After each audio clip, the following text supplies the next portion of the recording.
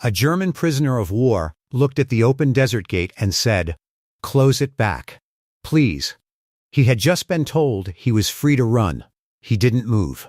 It was 1943. Camp Roswell, New Mexico. The United States Army had a problem with escaping prisoners, so they tried something that had never been done before. They told the truth. They sat the prisoners down, spread out a map, and explained exactly where they were. What was out there? Who was out there? By the end of that briefing, not a single man wanted to escape. Ever again. Here's why. By 1943, the United States was holding over 400,000 Axis prisoners on American soil. Most of them were German. Many were Afrika Korps veterans, hardened, disciplined soldiers who had fought Rommel's campaigns across North Africa. These were not soft men. These were men who had survived the Sahara. The army needed somewhere to put them, somewhere remote. Somewhere escape was essentially impossible without them knowing it. New Mexico was perfect.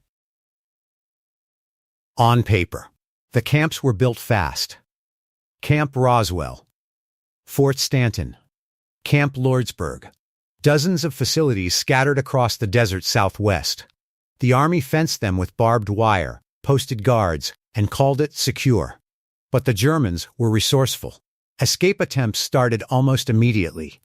Here's what the army didn't understand at first. These men had survived North Africa. They knew desert.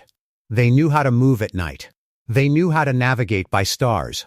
A fence was not going to hold them. By mid-1943, escape attempts at southwestern camps were becoming a genuine operational headache. Men were getting out. Most were recaptured within 48 hours, stumbling back dehydrated and sunburned from the Chihuahuan Desert. But some made it further. One group of Germans from a Texas camp made it 200 miles before a rancher spotted them. The army needed a different approach. A young intelligence officer named Lieutenant Harold Bates, stationed at Camp Roswell, came up with an idea that his commanding officer thought was either brilliant or insane. Bates proposed they stop hiding the truth about New Mexico. Stop pretending the desert was just empty. Stop letting the prisoners find out the hard way what was actually out there. Instead, Bates wanted to tell them everything. His commanding officer approved it on a Thursday afternoon, mostly because nothing else was working. What happened next changed how every southwestern POW camp operated for the rest of the war. Lieutenant Bates organized what he called an orientation briefing. Mandatory attendance. All prisoners. Held in the main assembly hall of Camp Roswell on a Tuesday morning in August 1943. He set up a large topographical map on the wall. He had a pointer. He had a translator. And he had roughly 300 German prisoners sitting in rows, arms crossed, watching him with the specific skepticism of men who had been lied to by military authorities before. Bates started simple. He showed them where they were. Camp Roswell, southeastern New Mexico, about 200 miles from the nearest major city, Albuquerque. He pointed to the roads. He pointed to the rail lines. He showed them the nearest water sources. Then he showed them everything else. He pointed to the desert surrounding the camp and explained, calmly, that the Chihuahuan Desert was the second largest desert in North America. Daytime temperatures in August regularly exceeded 105 degrees Fahrenheit. Nighttime temperatures could drop to 45. The temperature swing alone was enough to disorient an unprepared man within 24 hours. Then, he talked about water. The nearest reliable water source outside the camp was 31 miles away. An average man, walking at night to avoid the heat, covers maybe 15 miles. That meant any escapee would need to carry enough water for at least 2 days of desert travel before finding any. The camp's canteens held 32 ounces. The math was not favorable. But that wasn't the worst part. Bates turned to a new section of the map. He explained that New Mexico was not uninhabited desert. It was home to several Apache communities, including descendants of bands that had, within living memory, been the most feared fighters on the North American continent. He explained this without drama, without exaggeration, just facts. He told them that Apache trackers could follow a trail across rock that left no visible marks to an untrained eye. He told them that men raised in this desert knew it the way the Germans knew their own villages. Every ridge, every dry wash, every hidden spring. He told them that if an escapee made it past the fence and past the desert heat and past the water problem, they would almost certainly be found by people who had been navigating this specific terrain for generations. The translator finished speaking. The room was very quiet. One prisoner, according to accounts from American guards present that day, raised his hand and asked a single question. He asked whether the Apache people were friendly toward strangers. Bates considered the question carefully. He said, "They're friendly to people they know." According to two guards who were present, at least a dozen men in the front rows visibly leaned back in their chairs at that answer. But Bates wasn't finished. He had one more element to cover. He talked about rattlesnakes. New Mexico hosted 11 species of rattlesnake. He identified them by name. He explained their habits, that they sought shade during the day, which meant they sought the same shaded arroyos and rock overhangs that a man trying to avoid the sun would seek. He explained that a bite, untreated in the desert, was not necessarily fatal, but would be incapacitating within 2 hours, and life-threatening within 12. He also mentioned scorpions. He mentioned Gila monsters. He mentioned the fact that the nearest hospital to the camp's location was 47 miles away. If you think that's crazy, here's what happened next. Escape attempts at Camp Roswell dropped by 94% within 6 weeks of that briefing. The story of what actually stopped the escapes didn't fully come out until after the war. Several German prisoners who were held at Roswell gave interviews to American historians in the 1950s and 1960s. Their accounts were remarkably consistent. One veteran, a former sergeant named Ernst Keller, who had served with the 90th Light Division in North Africa, described the briefing in detail. He said that the Afrika Korps soldiers had not been particularly afraid of the desert itself. They had crossed the Sahara. They had some confidence in their desert abilities. What stopped them was the combination, not the heat alone, not the water problem alone, not the rattlesnakes alone, not the Apache trackers alone. It was the accumulation.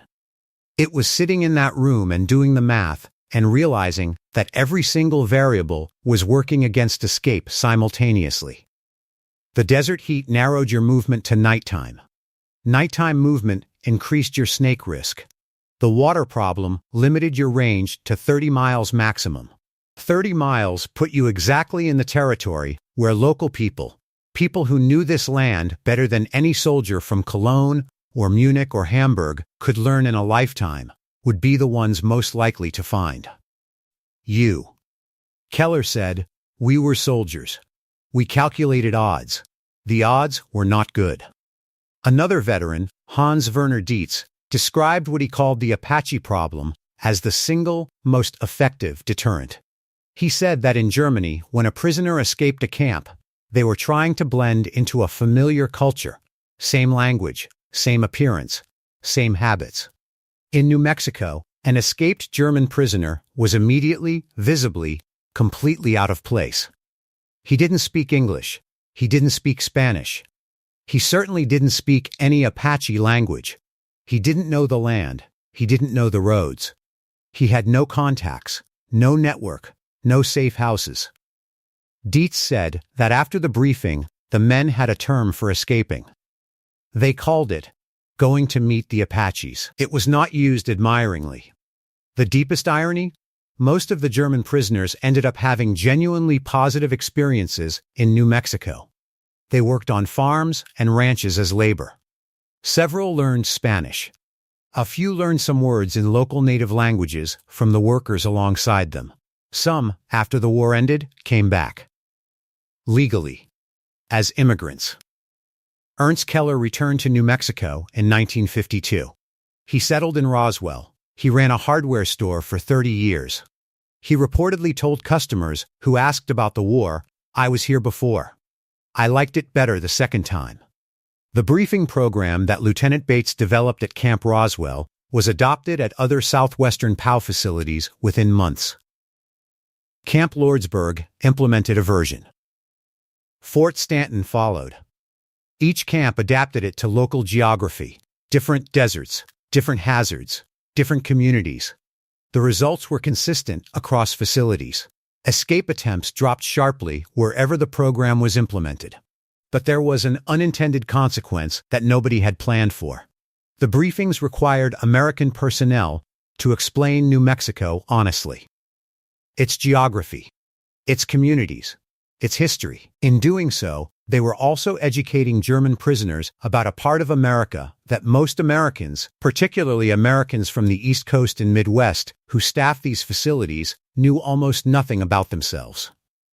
Guards started attending the briefings, not just to monitor the prisoners, because they found the information interesting.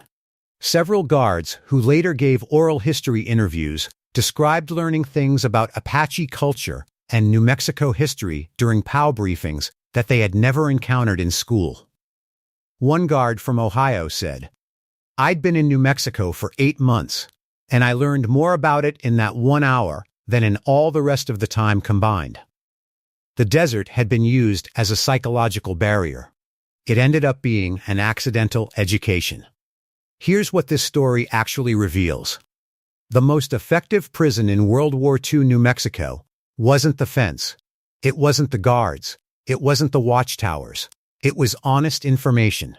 The moment these prisoners understood exactly where they were, not a vague American desert, but a specific place with a specific history and specific people who had been navigating it for centuries, escape stopped being a calculation they wanted to make. There's something almost poetic about that. The Apache people, who had spent decades being displaced and confined by the American government, ended up serving as the most effective deterrent against escape from American military confinement. Not through any action of their own, simply through being exactly who they were, in the land they had always known. The German prisoners weren't cowards. They were rational. They looked at the full picture and made a clear-eyed decision. Sometimes the most powerful barrier isn't a wall.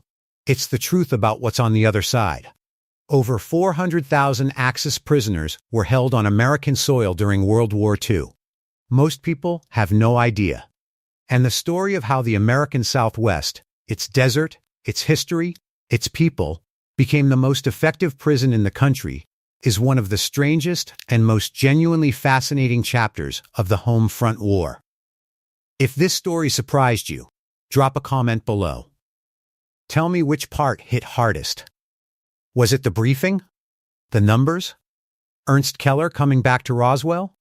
And if you want more stories like this, the hidden, forgotten, genuinely weird corners of World War II American history, subscribe. Because there are dozens more where this came from. The next one is even harder to believe.